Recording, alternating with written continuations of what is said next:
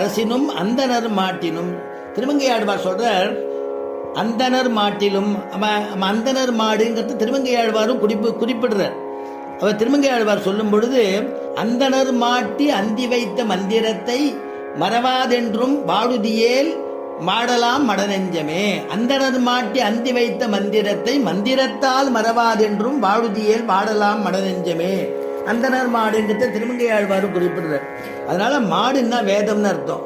அதையும் தாண்டி அந்த வேதங்கள்லாம் ஓதி பெருமாளை சந்தோஷத்தை படுத்துறார். இருந்தாலும் அதையும் தாண்டி அடற்புள் அரசினும் தன்னுடைய கருடனையே வாகனமா கொண்டு, கருடனே கொடியாகவும் இருக்கா, கருடனே பாதுகையா இருக்கா, அதையும் தாண்டி, அதனால அடற்புள் அரசினும் அந்தனர் மாட்டிலும். மூன்றாவதாக சொல்றார், இன்னமுத கடல் பள்ளி தண்ணிலும் காவிரி உள்ள முகந்த பிரான். இன்னமுத கடல் பள்ளி தண்ணிலும் அப்படின்னா, பிராட்டி அவதரிக்கிறது ஒண்ணு இருக்கு இல்லையா. பிராட்டி எங்க அவதரிக்கிறா? திருப்பார்கடல்ல அவதரிக்கிறா. அவதரிக்கும் பொழுது அவதரிக்கிறதுக்கு மூல காரணம் என்னன்னா, தேவர்கள்லாம் போய் பெருமாளை சரணாகதி பண்றா. என்னால அசுரர்கள்னால வல்ல தொல்லைகள் தாங்க முடியல, எங்களுக்கு அனுகிரகம் பண்ணணும்னா பெருமாள் சொன்னார், நான் உங்களுக்கு அமிர்தம் தரேன், அமிர்தத்தை தரேன், நீங்க அப்புறம் நீ சௌரியமா இருக்கலாம்னு. உடனே அமிர்தம் தரேன்னு உடனே அதுக்கு கடையணுமே. அதுக்கு எதை போட்டு கடையிறது? திருப்பார்கடல்ல கடையணும். திருப்பார்கடல்ல மந்தார மலையை கொண்டு, வாசுகிங்கிற நாகத்தை கொண்டு, ஒரு பக்கம் அசுரர்கள் ஒரு பக்கம் தேவர்கள் கடையிறார். கடையும் பொழுது அந்த மலை உள்ள போயிடுமே.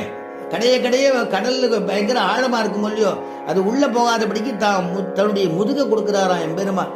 கூர்ம மூர்த்தியாகி தன்னுடைய முதுக கொடுக்கிறார். சரி, முதுக கொடுத்தா மட்டும் போருமா? இப்படி இழுக்கும் பொழுது மேல பேலன்ஸ் இல்லைன்னாக்க அப்படி சாஞ்சிடுமே.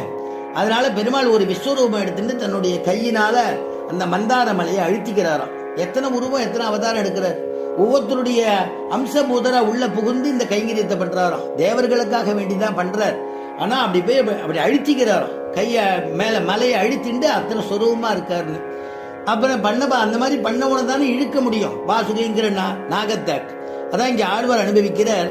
மலை முகடு மேல் வைத்து வாசுகியை சுற்றி தலைமுகடு தான் ஒரு கைப்பற்றி அலைமுகட்டின் அண்டம் போய் நீர் தெரிப்ப அன்று கடல் கடைந்தான் பிண்டமாய் நின்ற பிரான். பெயாழ்வார் சொல்லும் பொழுது, மலை முகடு மேல் வைத்து, தானே உலகமானதானே எம்பெருமான் முன்னொரு காலத்துல தேவர்களுக்காக வேண்டி அவர்களுடைய குறைய தேய்க்கிறதுக்காக அமுதம் கடைஞ்சானே. மந்தார மலையை கொண்டு, வாசுகிங்கிற நாகத்தை கொண்டு பெருமாள் அந்த முதுகில தன்னுடைய முதுக கொடுக்கிறானா, மேலிருந்து கொடுமுடிய ஒரு கையால பிடிச்சுக்கிறானா, கடையும்படியா பண்றானா. அப்படியே கடையும் பொழுது அண்டம் போய் நீர் தெரிப்ப. இந்த உலகத்துல எங்க பார்த்தாலும் இருக்கக்கூடிய அண்டங்கள், அண்ட தடாகங்கள்லாம் போய் இந்த நீர் இப்படி கடையக்கூடிய நீர் தெரிக்கிறதாம். அப்படி தெரிக்கிற மாதிரி அப்படி பிண்டமாய் நின்ற பிரான். அப்படி பிண்டமா நின்று விஸ்வரூபத்தோட இருந்துட்டு அந்த மலையை கடையிறதுக்கு உபகாரம் பண்றான் பெருமாள் அப்படின்னு. அப்படி கடைஞ்சி எடுக்கிறாராம். இந்த கடையிறது புரியலையே எனக்கு அப்படின்னா, இந்த யஜ்யங்கள் யாகங்கள் பண்ணக்கூடிய தீட்சிதாள்லாம் அரணிக்கட்டையால கடையிறதும்பா. அதை பார்த்தீங்கன்னா உங்களுக்கு புரியும்.